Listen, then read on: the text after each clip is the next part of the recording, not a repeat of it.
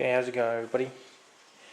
I'm building a little juicy flip-flopper for a mate, so I thought I'd document it. Okay, it's going to be running a 1 watt LED, as you can see there, and it's just going to be flip-flopping two AA batteries. So we've got a dead one pretty much here. It's at 1.104 volts, and it runs down quite quick, so it's quite dead. And this one, which is pretty brand new, it's going to be our running battery. You can see it's 1.36. I've been running these so the voltages are fluctuating slightly, just testing things out. I've got a little potentiometer so that I can adjust the brightness, and that's off of the base of the transistor.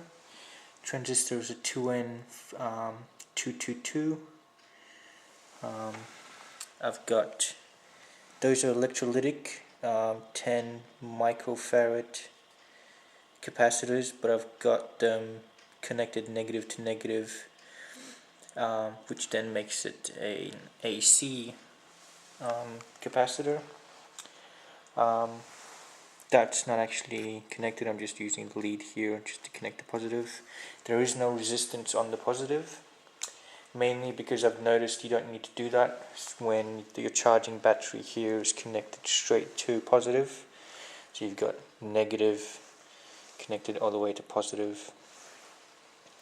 Kind of like what Bedini does with his actual radiant chargers, his little radiant motors. Okay, so I'll just let this baby run. I've got the amperage right there as well, so you can have a look how much it draws. It will draw about 30 milliamps. Okay, let's give it a go. Connecting up.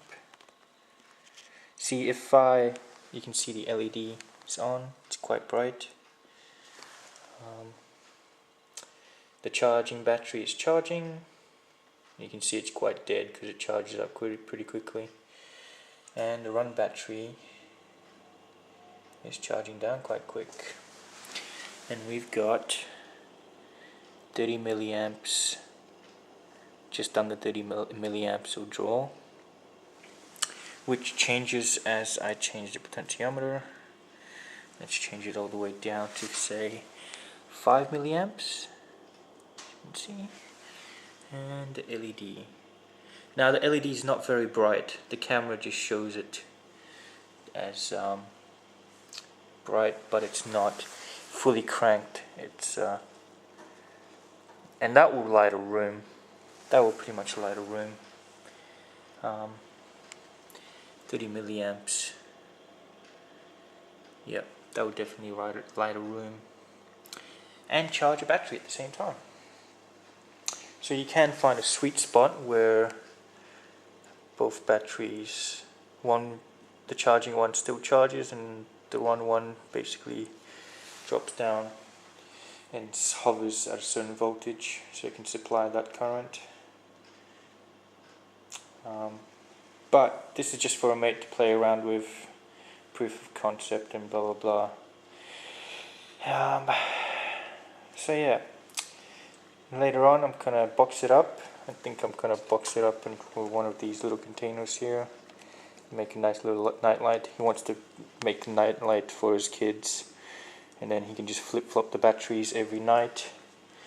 And this, by what I've seen of Jewel Thieves, especially these efficient ones, when you can build them quite efficient, it will last for weeks and months. I've had one which just runs and runs continuously. It hasn't stopped. I mean, I stop it for the day, but then the next night I'll turn it on and flip the battery, and then they just flip-flop back and forth again. So yeah, I'm still waiting for that one to actually drain down. It only gives about maybe half an hour to an hour of actual good light, and then it really dims down. But the fact that it's been like that for about 2-3 weeks now seems pretty impressive to me. So there we go. It's still charging, and that's still depleting, and that's the circuit there. pretty simple, same old. There's the coil. It's a pretty fat one, pretty beefy one. Yeah, and we're running at just 15 milliamps now. Okay, so I'll stop now, and when I'm actually done, I will show you the finished product of what I'm gonna give my mate. Thanks for watching.